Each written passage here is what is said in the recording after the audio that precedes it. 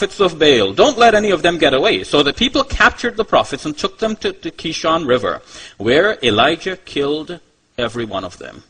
450 prophets. Defenseless. They were prophets. Elisha. Elisha was the successor of Elijah, and all of the Spirit of God that was there with Elijah was actually conferred onto Elisha. Elisha was actually a great worker of miracles. Some of the miracles that are attributed to Jesus in the New Testament are somewhat, in some small way, rivaled by Elisha, because Elisha also raised a dead person back to life.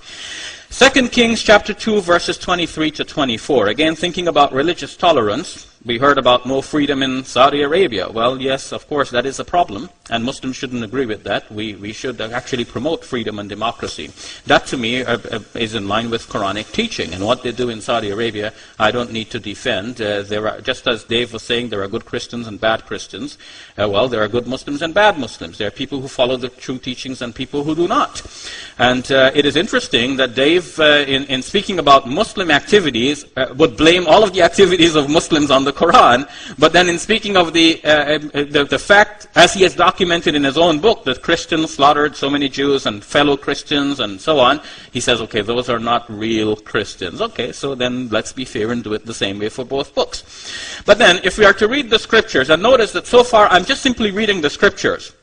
Dave had actually put before us the plan that we're not to cite scholars, because, of course, the scholars are not dependable. And then immediately after having said that, he was conscious of the need to break his own rule, and he said that. And then if one listens carefully, one would see that throughout his speech, he actually continued to break his rule, even up to the end when he cited, I believe it was Paul, what was it, Wilson? What's the scholar that you cited, Dave? What was his name? Robert Wilson, yes. Yes, even up to towards the end of your speech. So it is clear then that to say one thing and announce it as an ideal is easy, but then to follow it might be actually very difficult. Well then, what does the Bible say that Elisha did? And we were looking at 2 Kings chapter 2, verses 23 to 24. And Elisha went up from thence unto Bethel. And as he was going up by the way, there came forth little children out of the city, and mocked him, and said to him, Go up, thou bald head. Sorry, no offense meant to all you guys here. I know you all got here. No offense, Mike. So he was going up to Bethel, and these little children come out mocking him and saying, Go up, thou bald head. Go up, thou bald head. And he turned back and looked on them and cursed them in the name of the Lord. And there came forth 2 she-bears out of the wood, and tare 42 children of them. Tore up 42 children. It looks like God was in cooperation with Elijah to send the bears to maul these 32, how many were them? 42 children. Doesn't look very good. Of course, many Christians realize that, again, I said, let's look at the texts intertextually but also contextually. As Dave said, these texts were written by many people over a long stretch of time. How do we know what beliefs they had, what attitudes they had, how they grew up, what kinds of experiences they had? It is clear that Dave and I have 2 different experiences. And I can respect Dave, even though I disagree with what he says, because I can well imagine that if I had a similar set of life experiences as Dave had, I might have said the same things tonight that he said. And if we have that understanding, then we can appreciate and respect each other even though we have differences.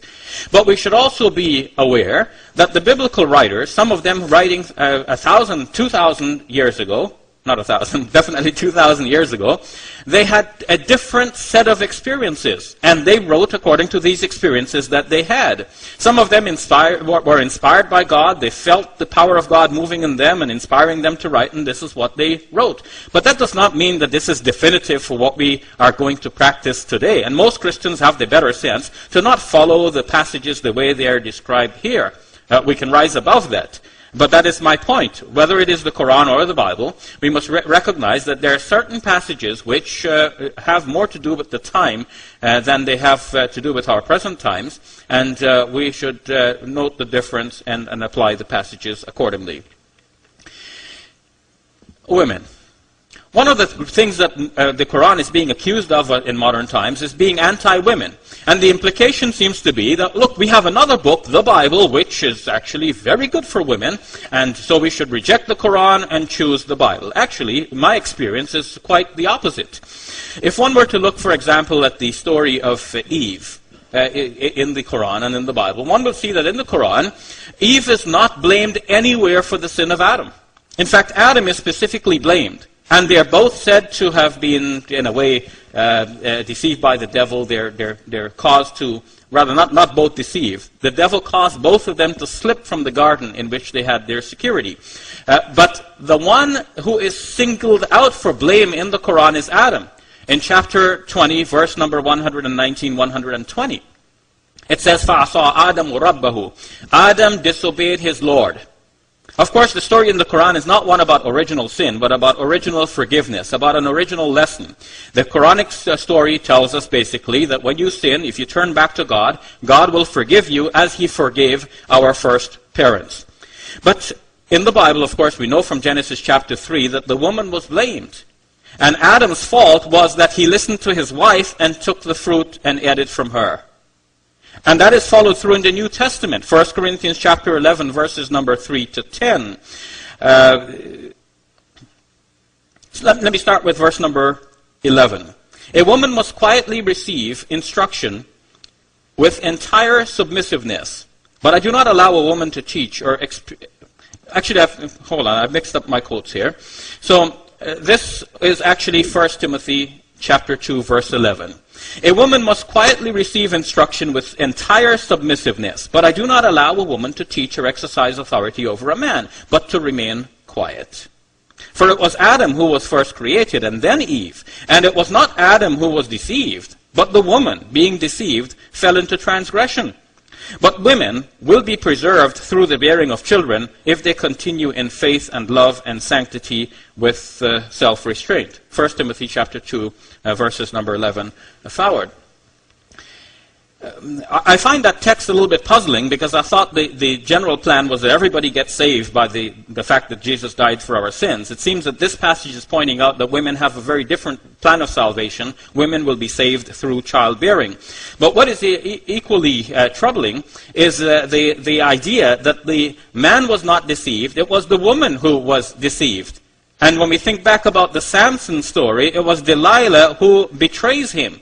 And when one thinks back about all of the stories in the Bible, one finds that Sarah and Delilah, and it looks like women are always being painted in a bad light in the Bible, or should we say mostly painted in a bad light. And we must ask why this is so.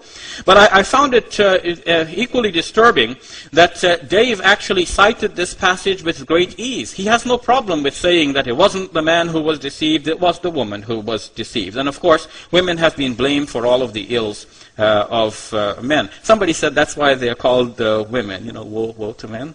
Anyway, that's... Now, what is the reason for the women's covering? In the Islamic faith, the Quran says that the women should draw a part of their outer garments over themselves, لِيُعْرَفْنَ فَلَا يُؤْذَيْنَ. That's in chapter 33 of the Quran, so that they should be known and not molested. It seems that from the context of that passage, there were hypocrites in Medina, the city of the Prophet, who were harassing the women. And when they were asked about that, they were giving some excuses. They were saying, we didn't know these were our women, and so on. So the Quran was just simply advising the women that if they were to gather the garments in a particular way, they would be recognized in that society as decent, upright women, ones who would not mess around, and that would rob the hypocrites of the one excuse which they had. On the other hand, the Quran promised the hypocrites, or rather threatened them, that if they do not stop their ill behavior, they will be driven out from the area. So the purpose of the woman's head covering seems to be then that she guards herself from being molested by people who might be looking out for a quick encounter. What is the purpose in the Bible then for a head cover? 1 Corinthians chapter 3, verses number 3 to 10. That's where I began, and here are the verses now. Paul writes and says, "But I want you to understand that Christ is the head of every woman, and the man is the head of a woman, and God is the head of Christ. Every man who has something on his head while praying or prophesying disgraces his head. But every woman who has her head uncovered while